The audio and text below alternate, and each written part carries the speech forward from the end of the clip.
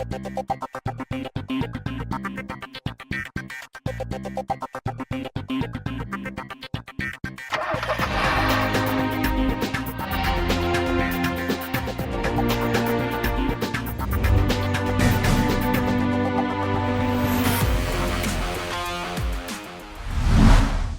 to Car and Bike. I am Siddharth Vinayak Partnkar. We are in Banbury in England. This is the site of something that we've talked about for about a year now, but we finally get to show you more of it. The Mahindra Advanced Design Europe. It's the new design studio that was conceived last year. It has been officially inaugurated, and that's not all. We also get a peek into Mahindra's electric future with 5 upcoming models that are going to form the backbone of its business over the next several years. B, that's the new all-electric brand from Mahindra. And all the B EVs will be based on the new INGLO platform, which will also spawn all-electric models under the XUV brand.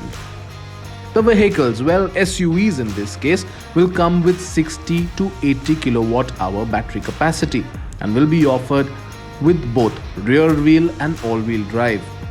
The rear-wheel drive will develop between 228 to 282 brake horsepower, while the all-wheel drive version will push out a whopping 335 to 389 brake horsepower.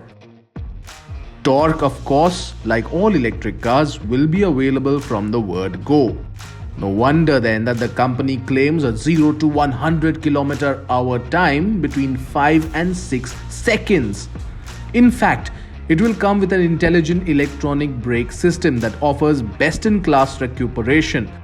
We are told there will be no brakes at the rear. The company also says that with a 175 kilowatt fast charger, the cars can be charged to up to 80% in less than 30 minutes, while the estimated all-electric range is between 450 to 670 kilometers. If you thought these numbers look promising, well, it's time to take a look at the cars. And there were 3 of them that were showcased. The first is the B05. We move away from the Mahindra identity for the first time on a vehicle with the B brand, and for what it's worth, we lose the double O and go to a single O.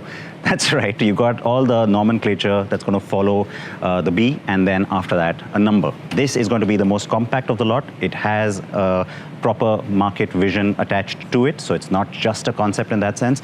Nice and compact, and yet really chunky in terms of muscle. Very sharp angular lines, sort of definitive in many ways of what styling on B is going to look like going forward. Now, this is the 05. There's going to be 2 others at least that we've been told about. But the interesting thing is that they'll all rest on this platform, INGLO. Now, that is the new thing. That's the heart of the announcement really from Mahindra, because this is where all the magic will happen. It is a modular platform. It is the one that will spawn not just the B brand, but also the XUV-E brand. So everything going forward from now in terms of electric, which is pretty much the future, for the Mahindra portfolio will rest on INGLO. And yes, you have heard about the partnership with Volkswagen and all the MEB components. Well, they all go into this, and that's what the whole partnership and development is all about. Now, the B05 will be launched in October 2025, and with a wheelbase of 2,775 millimeters, it promises to be very spacious on the inside. The B05 features a decidedly driver-focused cabin, with the center console neatly dividing the driver and passenger area. The highlights on the inside are the large twin touchscreens and a 2-spoke steering wheel. It also has a rotary control for the gear lever and a large gear selector.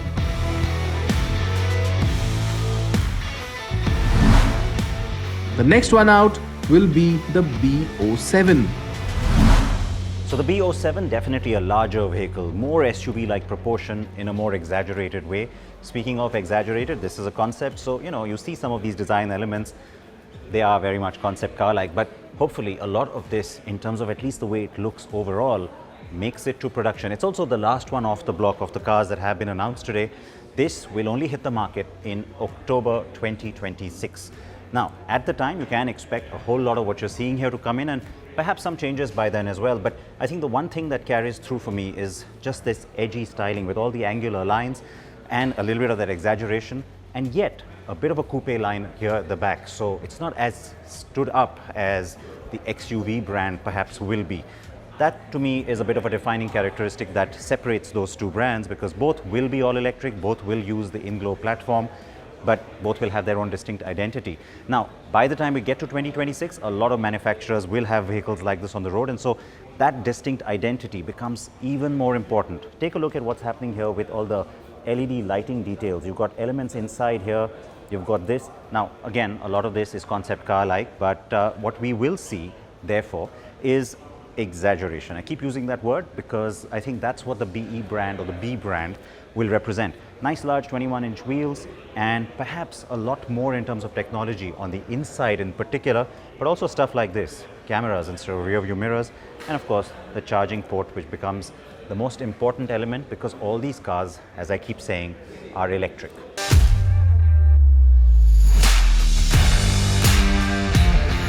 The B07 previews a tech-laden and practical cabin with a giant screen that covers the length of the dashboard.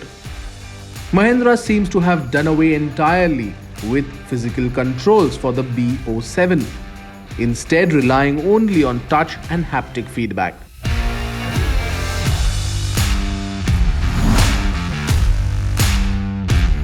The final car showcased was the B09. Very obviously a coupe SUV, this one, and in many ways it's like a supersized version of the 05 that we've seen. What I want to talk about here is also the use of that lighting element even in the rear. Of course, LED lighting goes without saying, nice and slim, and also end-to-end. That's also in sort of keeping with a lot of the trends that we're seeing. The BE logo or B logo, Born Electric, for those of you who haven't caught up on that, that is going to be inbuilt. It's sort of flush with the surface and it's inlit. So that's something distinct and new and nice little defining characteristic, if you will. The diffuser is very pronounced. It's also nice and high up. In fact, approach departure angles on this vehicle do talk to an off-roading capability. We'll see what gets announced, of course, when the car actually hits the market. That is, of course, still some time away. Mahindra is yet to reveal the dimensions or the estimated launch timeline for the B09.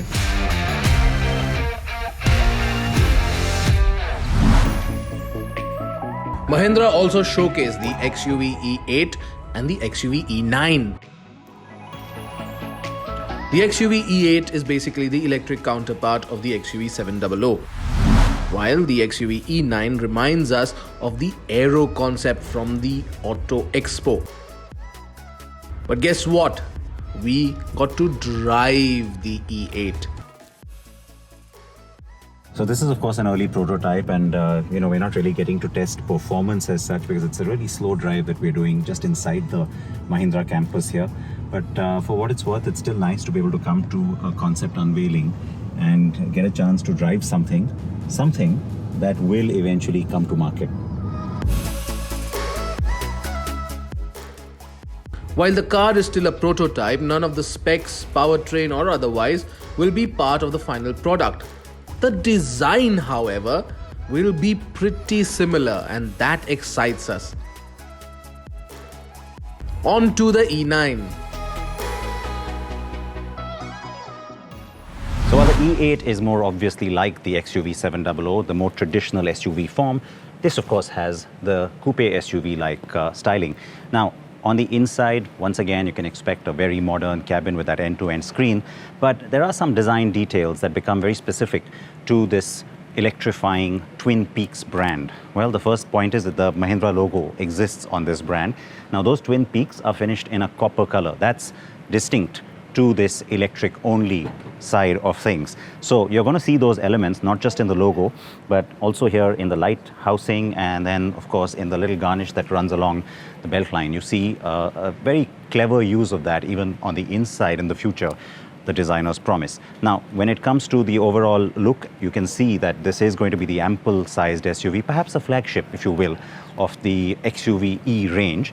And this color, this particular shade of blue, we are told, will become the signature color for Mahindra's future electric vehicles. So expect one in every portfolio, at least one such color on all the models. All said and done, we can't wait for what Mahindra has in store for us. And as always, Car and Bike will be the first to bring you exclusive details.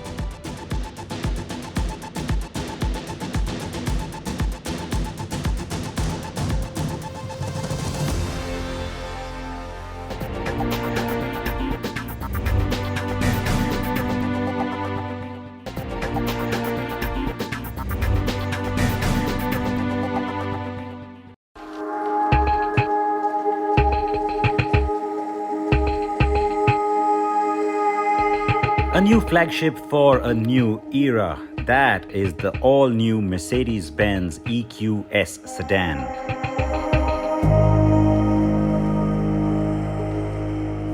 An electric vehicle with the latest tech, engineering and design language that the company has to offer.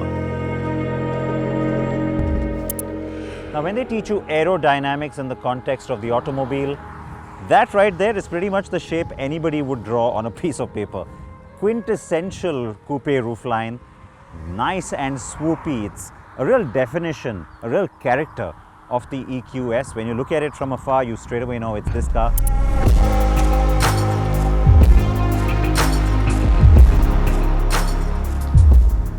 The car is built on the EVA 2 platform. That's Electric Vehicle Architecture 2.0 in Mercedes speak. The EQS has the typical Mercedes EQ face with a glossy black front grille element and distinct LED lighting up front and at the back.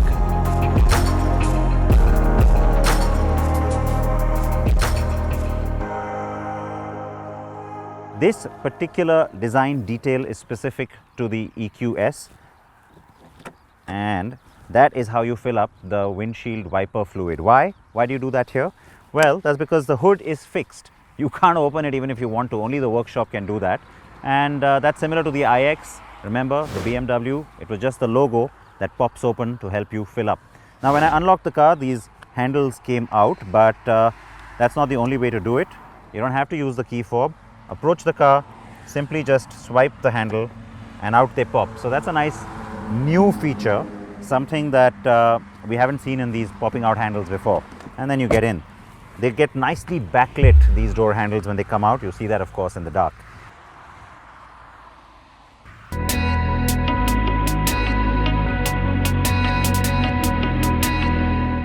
India will get the Mercedes-AMG EQS 53 as the launch model. The AMG model has mad power and will be in limited volume. But then we will get the EQS 580. That's the car you see with me now. This will be assembled in India.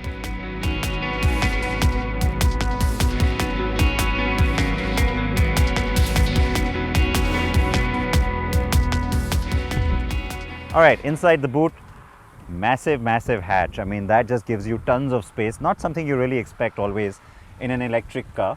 And this is a nice little added feature which I think is something different.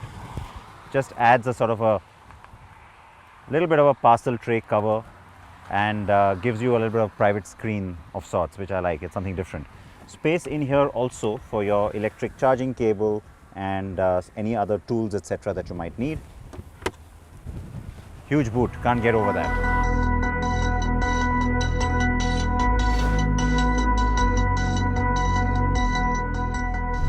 The cabin of the EQS is very plush. It is roomy too, and the seats are finished impeccably with the finest materials, and there's lots of tech all around.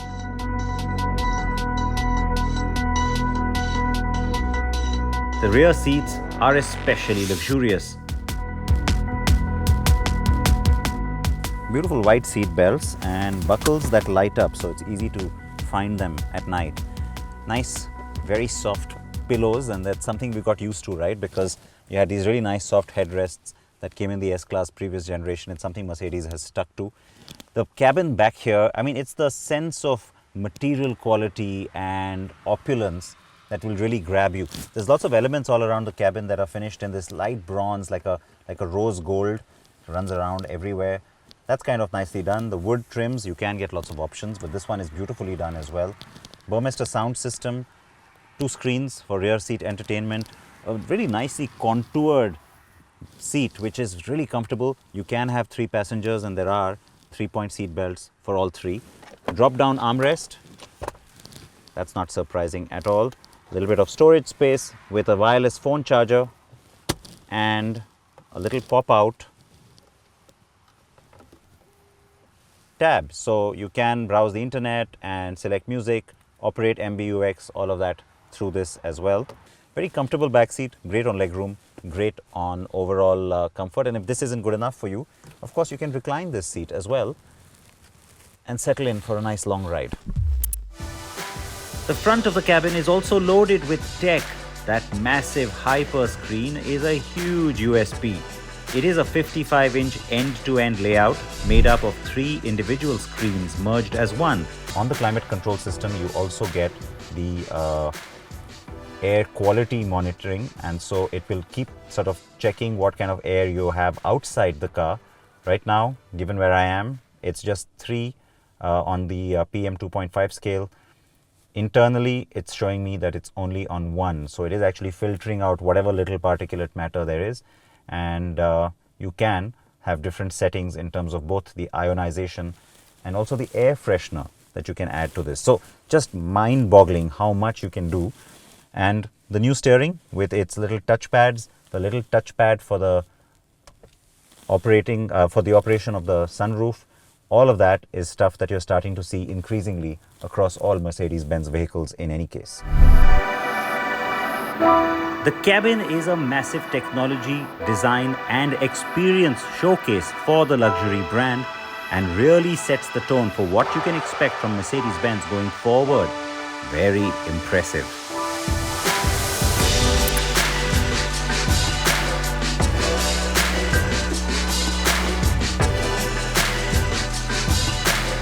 On the road, the EQS is equally impressive. The whole experience is exceedingly smooth.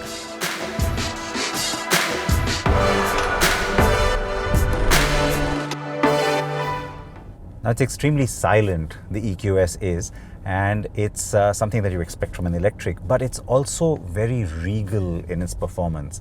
It's got this really smooth, almost hushed kind of a ride, and it's very comfortable as a result. That is something that you will really enjoy on this car. Yes, that character is really crucial to the experience that the EQS stands for. And this will especially matter a lot to the owners who only sit at the rear. But that does not mean its performance is dull. Far from it. The EQS is extremely quick. I expected that. It's got different drive modes, of course, that you can use, and those are the ones you'd expect as well. What's really nice is all the displays and the very obvious change in character on the car when you go from, say, Eco to something like Sport. Now, on Eco, you actually feel the throttle kind of getting a little bit pulled away from you. Why that's nice is because there's an effort to actually try and push the car when it's in Eco mode. So it's almost like a reminder that you're trying to save more power, and that's nice. By the same logic, when you have your foot on the brake and you put it into sport mode or you put the regeneration on, you can feel the brake pedal getting sucked away from you, because then the car is sort of taking active control of the braking in a sense for almost single pedal use, because you do have normal recuperation, you have strong recuperation, and then you have no recuperation. You can go from basically D plus to D to D minus. Minus is strong recuperation. That's what I like.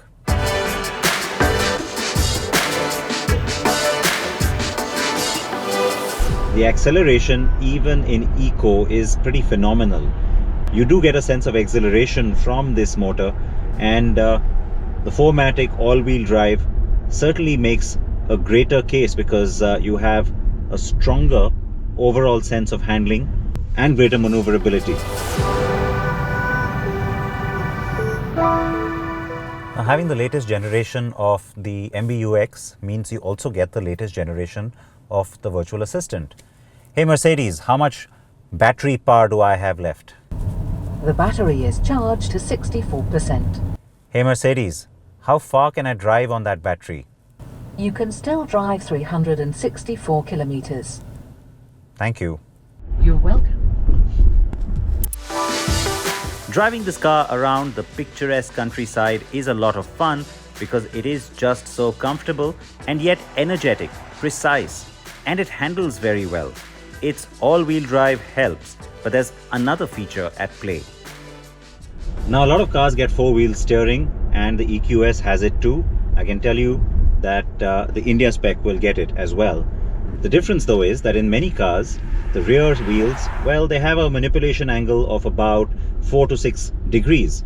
In the case of the EQS, it's as high as 10 degrees, which gives you even more maneuverability, a greater sense of control, and the feeling of being a more compact car in terms of the lower speed performance, because it effectively shortens the wheelbase. And then of course at higher speeds, more control and maneuverability, because then the rear wheels move in conjunction with the front ones. The Mercedes-AMG EQS 53 is expected to debut at around 2 crore 40 lakh to 2.5 crores. While that will be imported in limited volumes, the EQS 580, like I said, will be assembled in India. Expect that to drive in at around 1 crore 80 lakh to 2 crore rupees. We should also subsequently get the EQS SUV and the EQE sedan in India. But for now, after the EQS, the next electric from Mercedes-Benz in India will be the EQB 7-seater SUV.